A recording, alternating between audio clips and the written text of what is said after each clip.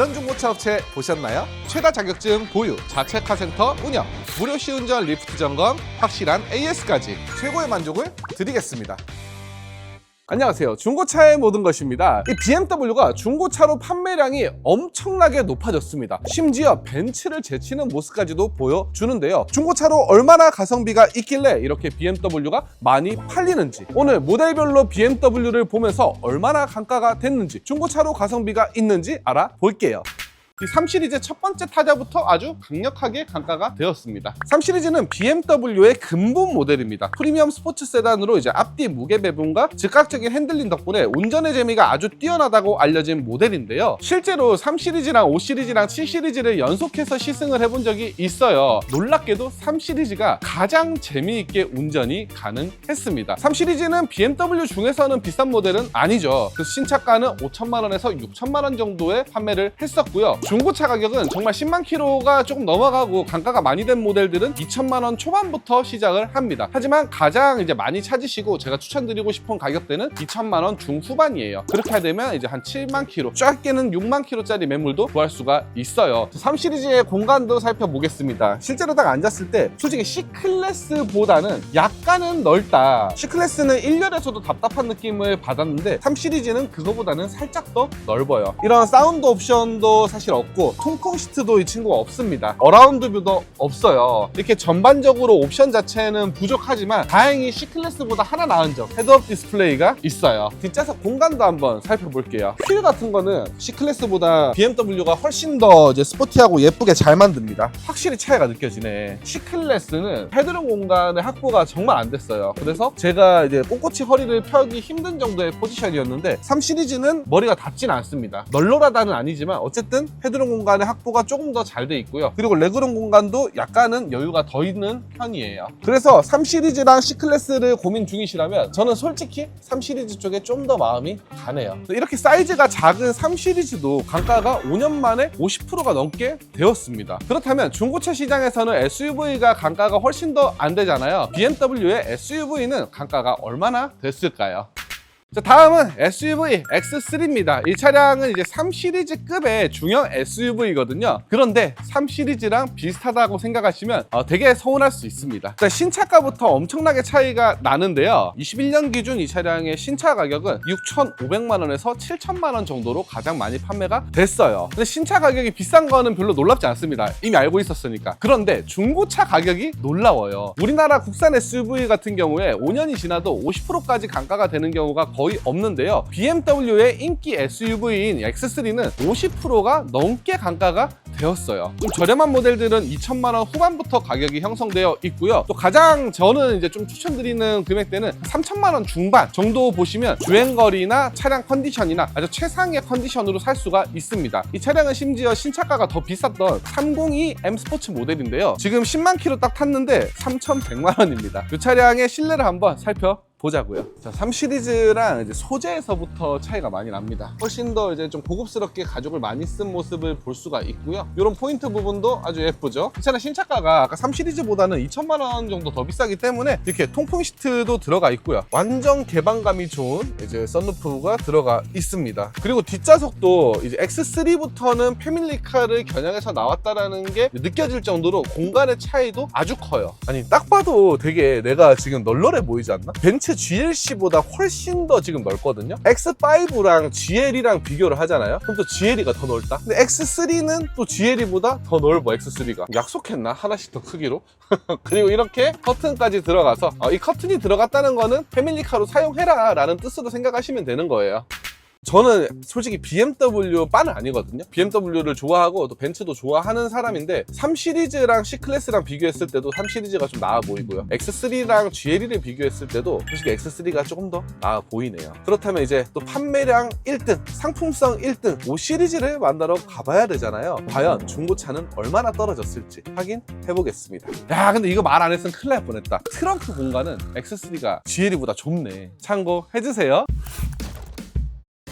이 5 시리즈는 사실 설명이 딱히 필요 없는 차량입니다. 그만큼 유명하기 때문인데요. BMW에서 판매량이 가장 높은 차량, 심지어 우리나라에서 벤츠 E클래스를 판매량으로 이겨버린 차량, 중고차 판매량도 E클래스를 이겨버린 차량이죠. 개인적으로는 주행 성능과 옵션과 가격의 밸런스가 가장 좋은 이제 입문용 최고의 수입차가 아닐까라는 생각을 하는 차종이고요. 디자인부터 너무 예뻐요. 사실 5 시리즈의 디자인은 나올 때마다 저는 감동적입니다. F10 모델 그때도 이제 너무나 예뻤고요. G바디 1세대 나왔을 때 충격적이에요. 아, 이 클래스 끝났다. 저는 그때부터 딱 그 생각을 했었습니다. 그리고 페이스리프트 버전 너무 예쁘게 다듬어져서 나왔고요. 지금 신형도 사실 이 클래스보다도 훨씬 예쁘죠. 그럼 이 5 시리즈는 얼마이길래 가장 신차로도 많이 팔렸을까요? 신차 가격은 6천만 원부터 시작이었고요. 등급에 따라서 8천만 원까지도 올라갔었습니다. 그런데 중고차로 가성비가 너무 좋아졌어요. 딱 5년 된 아직 이 신형틱한 느낌이 그대로 있는 차가 2천만 원 후반부터 시작을 하고요. 3천만 원 중반이면 키로수도 한 6, 7만 킬로 탄 차를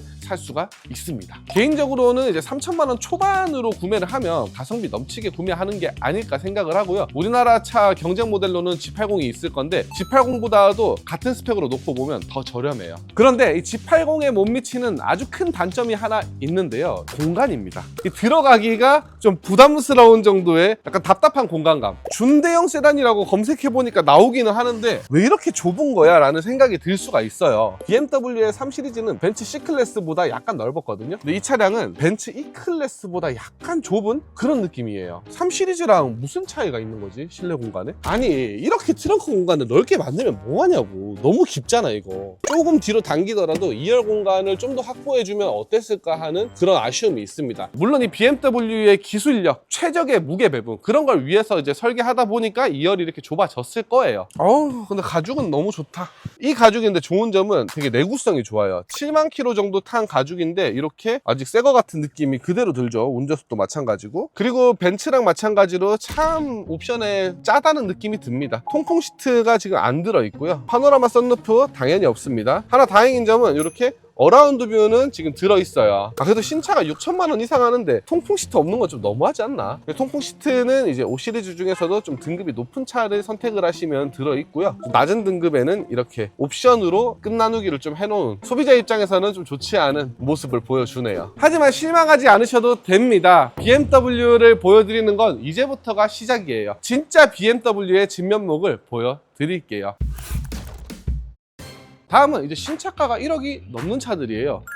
X5입니다. X5는 BMW의 준대형 SUV이고요. GLE랑 이제 스펙이 거의 동일한 경쟁 모델로 봐주시면 됩니다. GLE도 E클래스급인데 사실 E클래스랑은 완전히 차원이 다르잖아요. S클래스에 가까운 세팅을 가지고 있단 말이에요. X5도 마찬가지입니다. 5 시리즈랑 비교하기보다는 거의 7 시리즈에 버금가는 신차 가격과 이제 구성들로 되어 있어요. 대부분 6기통 엔진이 장착이 되었고요. 그리고 에어 서스펜션도 들어간 모델이 대부분이죠. 5년 전에 신차가도 1억이 넘었었어요. 9천 후반에서 1억 2천만 원 정도의 신차 가격을 가지고 있었고요. 중고차로는 꽤나 단가가 많이 됐습니다. 정말 저렴한 모델은 4천 중반에도 살 수가 있고요. 가장 많이 출고가 되는 금액대는 이제 5천 중후반이기는 해요. 근데 솔직히 5천 한 초중반으로 한 7만 킬로, 8만 킬로짜리를 샀을 때 가장 가성비가 있겠더라고요. X5부터는 옵션도 차원이 다르게 좋아지는데요. 당연히 이 급에서는 이제 통풍 시트가 있을까? 없을까? 이런 걱정 안 하셔도 됩니다. 또 SUV 특성상 이렇게 파노라마 썬루프가 들어가 있고요. 그리고 앰비언트 라이트나 뭐 이런 소재들도 대시보드까지 다 가죽이에요. 거주성도 많이 넓어졌습니다. 물론 아까 단점이 잠깐 말씀드린 것처럼 GLE보다는 실내 공간이 약간은 포지션이 좁게 느껴지는 단점이 있어요. 그래서 X5를 패밀리카로 이용하시려는 분들은 약간 GLE랑도 좀 비교를 해보시고 또 GV80이랑도 비교를 해보시면 좋을 것 같아요. 사실 가장 좁았거든요. 그런데 저는 또 이 차량의 확실한 장점은 아빠 혼자 또 탈 때도 있잖아요. 그때는 또 큰 차체가 무색할 정도의 이제 드라이빙의 느낌이 나옵니다. 높은 전고에 비해서 롤링도 적고요. 그리고 핸들의 조향성도 아주 우수한 차량이에요. 카이엔이랑 그때 비교 시승을 해봤었는데 큰 차이가 없을 정도로 좋았습니다.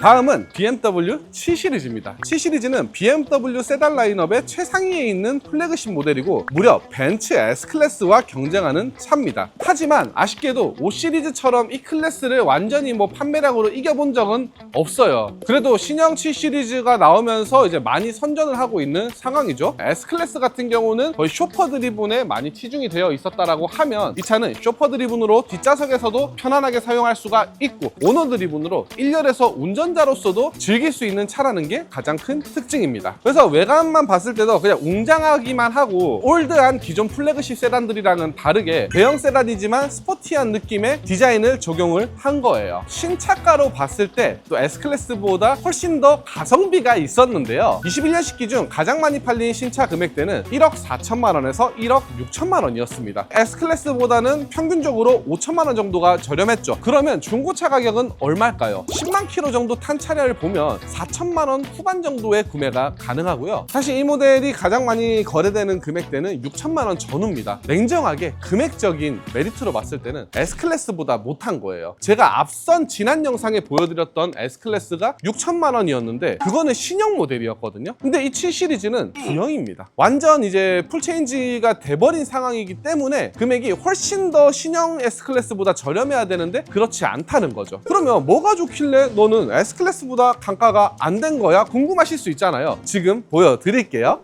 확실히 타자마자 좋긴 하다. 이렇게 전동 시트가 있죠. 이렇게 태블릿을 딱 멋지게 고급스럽게 들어서 공조 장치나 아니면 썬루프 시트의 각도도 여기서 조절이 가능해요. 등급이 높은 차는 아니다 보니까 뒷좌석에 모니터는 빠져 있지만 그래도 이제 기본적인 구성 자체는 괜찮은 편이죠. 이런 시트의 소재, 팔걸이 봐봐. 장난 아니잖아. 또 하만카돈 사운드 들어갔잖아요. 그리고 플래그십 세단답게 재떨이 요런 감성.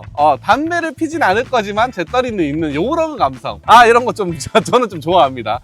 2열 공간 꽤나 만족스러웠고요. 1열도 사실 더할 나위 없이 좋습니다. 이 차는 제가 판매하는 차는 아닌데 21년식을 찾다 보니까 22만 킬로나 탄 차를 보게 됐어요. 얘는 엄청 싸요. 그런데 지금 말씀드리고 싶은 포인트가 6기통 디젤이거든요. 너무 조용합니다. 지금 문을 열고 있는데도 불구하고 엔진의 소음도 크게 넘어오지 않고요. 심지어 지금 진동이나 떨림이 거의 느껴지질 않아요. 에어컨을 풀로 틀었는데도 이 정도면 진짜 운행을 하고 예열이 된 상태에서는 얼마나 조용할지 기대가 되네요. 그리고 이렇게 넓고 편안한 차가 필요시에 딱 스포츠 모드 넣고 내가 빠르게 운전을 해도 이 큰 차체가 다 받아준다는 것도 굉장히 운전을 좋아하는 사람 입장에서는 메리트가 또 있는 거거든요. 그래서 이 차를 사도 되냐 라고 물으신다면 저는 그래도 냉정하게 S클래스로 갈 것 같습니다. 신형이랑 금액이 비슷하다는 거는 좀 선을 넘은 거거든요. 저라면 한 500만 원, 1000만 원이 더 비싸도 저는 신형 S클래스를 살 것 같아요. 자, 이렇게 BMW를 시리즈별로 살펴봤는데요. 최대 경쟁 브랜드인 벤츠랑 비교했을 때 가성비가 있는 모델도 있고 가성비가 다소 떨어지는 모델도 있었습니다. 이렇게 차의 가성비를 볼 때는 한 브랜드 자체만으로 이 브랜드는 가성비가 있어, 이 브랜드는 가성비가 없어 이렇게 판단하면 안 되고요. 그 브랜드 안에 차종마다도 각자의 가성비가 다 다르니까 경쟁 모델끼리 비교를 하시는 게 가장 정확한 방법이에요. 혹시나 이런 가성비 있는 차를 모르겠다 하시는 분들은 저희한테 연락 주시면 저희가 확실하게 또 상담해 드릴 거고요. 앞으로도 이렇게 소비자분들에게 도움이 되는 좋은 영상으로 돌아오도록 하겠습니다. 감사합니다. 중고차의 모든 것이었습니다.